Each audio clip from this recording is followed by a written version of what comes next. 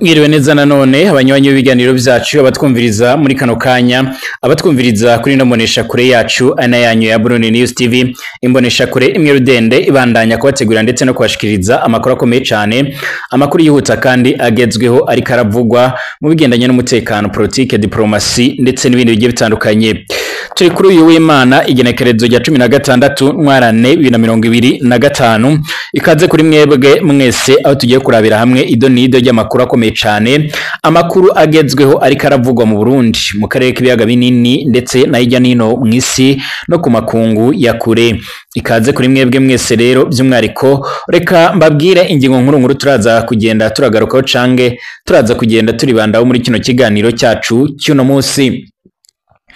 Umukuru w'igihugu c'u Burundi Varisio Ndayishimiye uyu munsi w'Imana yarifatikanyije n'abandi bakristo bagiye batandukanye. Mu ijambo ryiwe yagize ati indongozi ntizigira umuryango, ntizigira rero ubwoko, ntizigira rero umugambwe, iyo niyo yitwa indongozi. Yamenyesheje yuko bamwe bifuza kudobya Burundi ndetse no gutuma abanyagihugu b'abarundi babaho rero bataryohewe bashaka gusubiza Burundi muri kahise. Abo ngabo rero nga ntazabareba neza azokomeza ahangane nabo mpaka. Akaba yaravuze yuko ibigendanye n'ingwano canga se ibigendanye n'intambara zama ziribonekeza hafi y'urubibi bw'u Burundi ndetse n'ibindi bihugu by'ibibanyi, avuga yuko ibyo abanyagihugu bakwiriye kuba bama bagatuza ku Burundi bwama ari igihugu gitekanye ndetse igihugu gifise indongozi. Evariste Ndayishimiye nkuko bikomeza kugenda bigaragara nyine uno munsi ivyo ngivyo nibyo byashikirijwe nyine n'umukuru w'igihugu c'u Burundi Evariste Ndayishimiye kuri w'Imana igenekerezo rya 16 ntwarane 2025 aherekejwe n'umutambukanyi wiwe Angeline Ndayishimiye n'izindi ndongozi yari ifatikanyije n'abakristo bo mw'ishengero rya Eglise Vision de Jesus Christ riri muri zone c'ibitoke muri commune Ntahangwa mu gisagara ca Bujumbura mu gisabisho co kuri uyu w'Imana. Hari izindi nyigisho yama yagiye aranyuzanyuzamo nyine nkuko byoma bigaragara. Ibi bibaye kandi mu gihe kuri uyu munsi w'Imana nyine umukuru w'igihugu cibanyi c'u Rwanda President Paul Kagame nawe yifatikanyije n'abanyagihugu mu kiganiro cyo kwegera abanyagihugu nyine cyatanguriye mu nzu isanzwe iraberamo amanama akomakomeye cyane ndetse n'imyidagaduro izwi nka Beka Arena ngaho mu gisagara ca Kigali nyine nkuko byoma bigaragara, ndetse akaba yagirije bamwe bama barakomeza kugenda abendereza igihugu c'u Rwanda, maze akavuga yuko nawe rero nyine atazahingeshanya na gatoya guhangana n'abo bantu. Avuga yuko yiteguye nyine ko yokora ibishoboka byose kugira ahangane nabo. Turagaruka ku bindi bikomeje kugenda biravugwa na cane ibikomeje kugenda biravugwa mu karere k'ibiyaga binini ndetse na hano muri kino gihugu cacu ciza c'u Burundi nkuko bikomeje kugenda bigaragara cange nkuko amakuru akomeza kugenda atugeraho abivuga. Andi makuru akomeje kugenda aravugwa muri kino gihugu cacu ciza c'u Burundi, umushikiranganje w'ikigega ca leta yugaye imiryango y'ibimenyesha makuru byigenga nkuko vyoma bigaragara. Kwa kane uwindwi ihe turiko turasozera Bujumbura igisagara c'ubudandaji hari amashami yose yishiramwe mpuzamakungu oni amaradiyo 6 akorera mu gihugu: Isanganiro, Bonesha FM, Rema FM, Shima FM, Agaseke FM ndetse na radio Remesha Amahoro.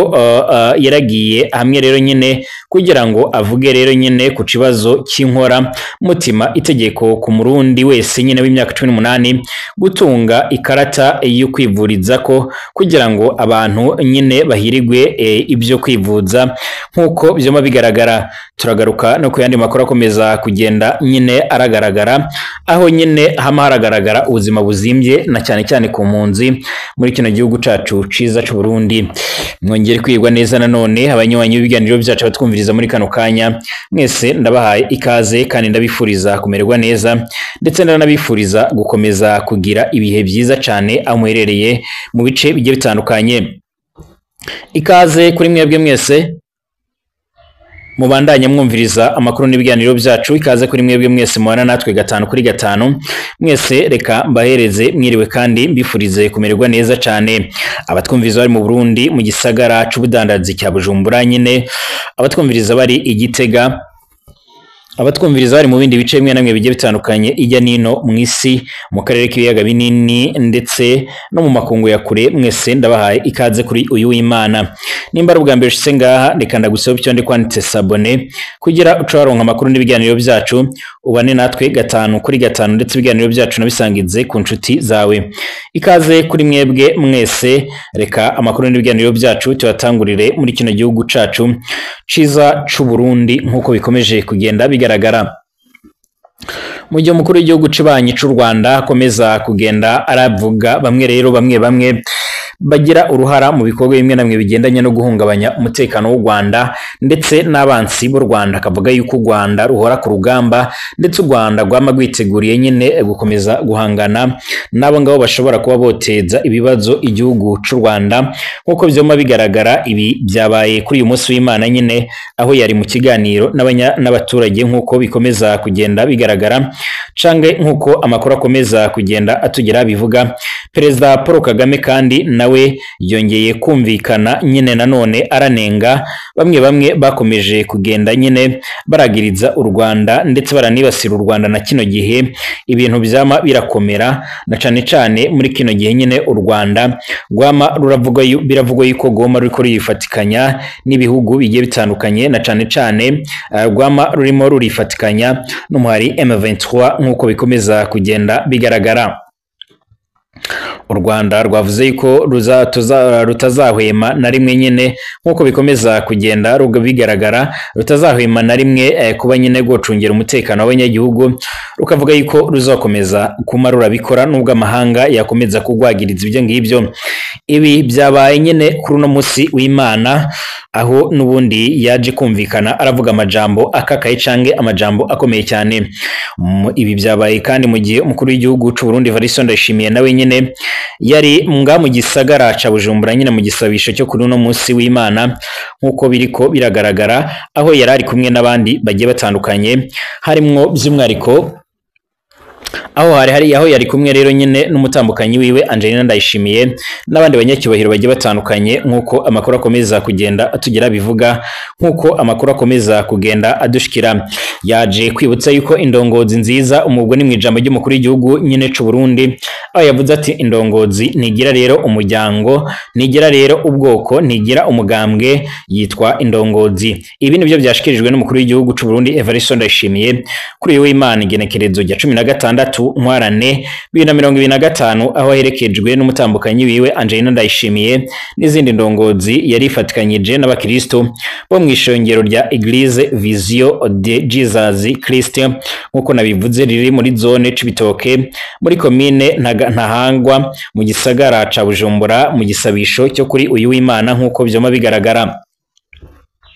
Mu nyigisho yatanze nyine umukuru w'igihugu c'u Burundi Evariste Ndayishimiye yamenyesheje ko igihugu cyashize Imana imbere kandi ko rero ashima kuba rero ubu amadini ndetse n'imigambwe bibanye neza ngo nk'ikimenyetso cyiza cyerekana ko rero ko u Burundi ari umuryango umwe. Rero yishimikije ijambo ry'Imana ryo mu gitabo ca Ezekiel ibice 34 kuva ku murongo wa 17 gushika ku murongo wa 23 yatumiriye abantu bose kugirirana ubumwe ngo kuko rero ari ikintu gikomakomeye cyane ngo birinde rero amacakubiri kuko rero abarundi bose bamaze kuba umuntu umwe. Ibi ngibi bariko arabivuga gutya mu gihe abarundi benshi bariko baravuga yuko bari mu gihirahiro ndetse bari no mu bibazo bigiye bitandukanye, bamwe bakaba batajya umunwa mu gusaba yuko umugambwe CNDD-FDD nyine wova ku burongozi nkuko byoma bigaragara cange nkuko amakuru akomeza kugenda atugeraho abivuga. Amakuru akomeza kugenda atugeraho muri uno mwanya kandi akaba akomeza kugenda ashimangira ndetse aranagaragaza neza yuko ibiriko biravugwa mu Burundi bamwe banenga ibigendanye n'amashengesho ya Evariste Ndayishimiye, mu gihe abandi bama bavuga yuko niba ko ku Burundi bwama ari igihugu kimwe canga ari igihugu kishyize hamwe nyine cyanga cyuzu bumwe nyine ho hatakabaye ibikorwa bimwe na bimwe nyine byivangura nkuko bikomeza kugenda bigaragara. Hari bamwe rero batajya umunwa mu kugaragaza neza ko ibigendanye n'amashengesho mu Burundi abategetsi bama barakoresha canga se bama barihaye ubwabyo ari ibintu byerekana ingene Uburundi bukomeza kugenda nyine buragaragaza ndetse bukanerekana neza yuko ari akamaramaza, ari akaryo bwatoye bwo kugira ngo bafate abanyagihugu babagire ibijuju nk'uko bikomeje kugenda bigaragara cange nk'uko amakuru akomeza kugenda atugera bivuga. Variso Ndayishimiye kandi yavuze yuko igihugu cy'u Burundi gitekanye ata munyagihugu numwe akwiriye kuba yohungabanywa n'ibiriko biravugwa cyangwa se ibiriko biraturuka cyangwa ibiriko birabera mu yandi makungu. Yavuze yuko umutekano ucunzwe neza guturuka ku mbebe kugeza mu Burundi indani nk'uko byoma bigaragara. Nyamara bamwe bavuga yuko batewe ubwoba n'ibikomeje kugenda bigaragara cyangwa n'ibikomeza kugenda birashikira igihugu cy'u Burundi nk'uko amakuru akomeza kugenda atugeraho abivuga. Amakuru yihuta cyane adafite ivumbi akaba akomeza kugenda agaragaza ndetse aranerekana neza yuko nyine mu Burundi ibintu bikomeje kugenda birafata indi ntera. Tugaruke kandi kubikomeje kugenda bigaragara cyane cyane muri kino gihugu cacu ciza c'u Burundi nk'uko bikomeza kugenda bigaragara.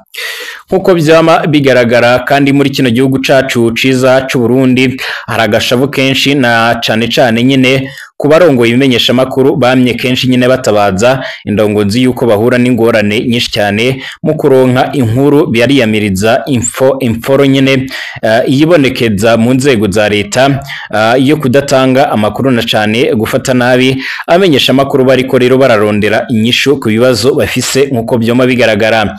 Ibinyamakuru rero biratabaza inzego zijejwe rero gucungera uko ibimenyesha makuru bikora nkuko bikomeza kugenda bigaragara. Ibi bije mu gihe rero ibimenyesha makuru bimwe na bimwe byamaze kugenda birugagwa nkuko amakuru akomeza kugenda atugera bivuga. Ibi byose birakomeje kugenda biratera umutima uhagaze nkuko amakuru akomeza kugenda atugera bivuga. Bakaba bavuga yuko ibi byose bije mu gihe n'ubundi mu Burundi haherutse gufatwa ingingo ikomeye cyane, n'ingingo yarafashwe yuko mu matora yimirijwe mu Burundi atamumenyesha makuru numwe yemerewe kuba yogira ibyo atangaza bigendanye n'ibyo azaba yaronse kuri terre cyangwa se ibizaba byibonekeje. Ibikomeje gutuma abanyagihugu bamwe rero nyine bavuga yuko ndetse bakanatangaza neza ko batewe impungenge n'amatora yimirijwe mu Burundi. Bavuga yuko yatanguye kugenda abonekamo utunenge twinshi nkuko bikomeza kugenda bigaragara cange nkuko amakuru akomeza kugenda aratugeraho abivuga. Amakuru yihuta cyane akomeza kugenda adushikira muri uno mwanya akaba agaragaza ingene ndetse anerekana uburyo rero nyine amatora mu Burundi ashobora kuzohura n'akaga gakomakomeye cyane.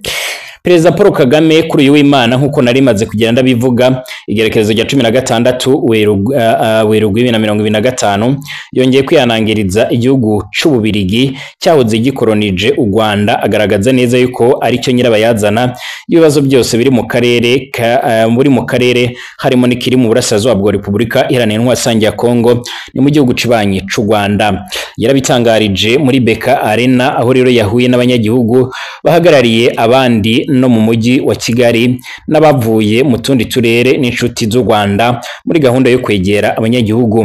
Mu ijambo ryiwe yongeye kwikoma Ububirigi, Perezida Kagame yaravuze ko ibyago bimwe rero dufise no kuba rero twarakolonijwe n'agahugu gato rero nk'agahugu gato rero nk'u Rwanda, ndetse ko gahunda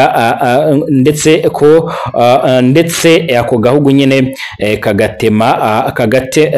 kagatema u Rwanda kakarucamwo nyine ibice kugira ngo rungane nako, ubwo ni Ububirigi mvuga kandi ndaza kubwihanangiriza ndabisubiramwo. Ububirigi bwishe u Rwanda bukica abanyarwanda amateka ayangaya arenze imyaka 30 gusa, bukajya by'umwihariko butugarukaho bukongera abasigaye bukongera bukabica. Twarabihanangirije kuva kera turaza kongera kubwihanangiriza n'ubu ngubu. iyi ntambara ya Repubulika Iharanira Demokarasi ya Kongo nyine bagiye bakagira iy'u Rwanda, ntabwo iyi ntambara ari iy'u Rwanda, ntabwo ari iy'u Rwanda, ntabwo u Rwanda rwayitangiye, ahubwo icyo abayitangiye nyine bashakaga nicyo turwana nacyo, ni nacyo rero nyine ndi bubabwire. Intambara ifise inkomoko igenda ikagaruka, kandi ayo mateka nari maze kuvuga. Abantu bitwa abanyarwanda bamwe rero baragiye bisanga hakurya y'imipaka tuzi y'ubu ngubu y'u Rwanda. Ntabwo ari u Rwanda n'ubundi rwabatayeyo, ntabwo ari u Rwanda rwatwaye abanyarwanda muri za Kisoro muri Uganda, ntabwo ari u Rwanda rwatwaye abanyarwanda muri za Masisi, muri za Rucuro ndetse n'ahandi, ntabwo ari u Rwanda rwabatwayeyo. Kugira ngo rero nyine abo bisange abo ngabo nyine muri ibyo bihugu babe rero babwira abaturage ngo muhaguruke musubire aho rero mukwiriye kuba muri mu Rwanda. Niba rero mushaka kubikora mubirukane n'ubutaka bwabo bagumyeho nk'uko byoma bigaragara. Ariko niba rero gukoresha ukuri cyangwa se niba ushaka amahoro nk'uko abantu bose bayashaka, uragomba guha rero abantu uburenganzira bwabo. Umukuru w'igihugu cy'u Rwanda Perezida Kagame yarashimangiye ko kandi byanze bikunze iyo rero udahaye abantu uburenganzira bwabo baca barabugwanira. Agaruka ku gihugu cy'Ububiligi, Perezida Kagame yagaragaje ko ibibazo biri rero hagati yabwo n'u Rwanda bimaze iminsi n'ubundi bitazanwe n'intambara yo muri RDC. Atariko byarahereye na kera, nimugire ngo rero ni ibingibi by'intambara gusa, baraduhereye kera ndetse tunabiyama n'ubundi tukanabirengagiza tukareba nyine ijya nino. Barabanza banga ambasaderi wacu cyangwa se uhagarara igihugu cy'u Rwanda, ati twarabongerejeho rero nyine ngo ntibamushaka, bakavuga ngo hari ukuntu nyine ashobora kuba rero atarakoreye neza Kongo, ibyo tugiye rero kubizira. Bakongera mu kanya bati ntabwo rero tubemerera ko rero mugira mutya, ariko kandi tukababaza ariko mu babande mwadushinzwe nabande abanyarwanda, ako rero mwemera Imana koko yarashinze u Rwanda, aba bantu aba muraba. Yakomeje agira ati turaza kubibutsa ko rero atari ko bimeze mu Burayi bwacu butari bwinshi cyane, turaza guhangana nabo rero nyine. Ndavuga abo birirwa rero batwiruka inyuma badukoroga, ariko kandi twebwe byatunanira, abo ngabo ntibyotunanira. Umukuru w'igihugu cy'u Rwanda yongeyeho ko kandi hari ibintu byacu baza rero kugomba kwigomwa nyine bakaduha amahoro, by'umwihariko ubwo ariko ndabivuga mbateguza, ariko nteguza namwe rero abanyarwanda ngo iyi myaka yose tumaze turi ku rugamba rwo kubaka igihugu cyacu, turashaka kuba rero abanyarwanda, ntabwo dushaka rero kuba ababiligi. Perezida Kagame yarakomeje asaba abanyarwanda gushyira hamwe rero kubana neza n'abanyagihugu, bakabana mu mahoro, bagashyira imbere ibyabateza imbere, ubundi bagahangana n'abashaka kubasenyera nk'uko byoma bigaragara. Ni amwe rero mu majambo yaje kugenda aravugirwa muri icyo kiganiro, ariko kandi ni ikiganiro kiriko kirakurikirwa n'abatari bakeya. Bashimira abanywanyi b'ibiganiro byacu batwumviriza kuri no muresha kure yacu, tugaruke mu kanya turabira hamwe ibindi bikomeje kugenda biravugwa.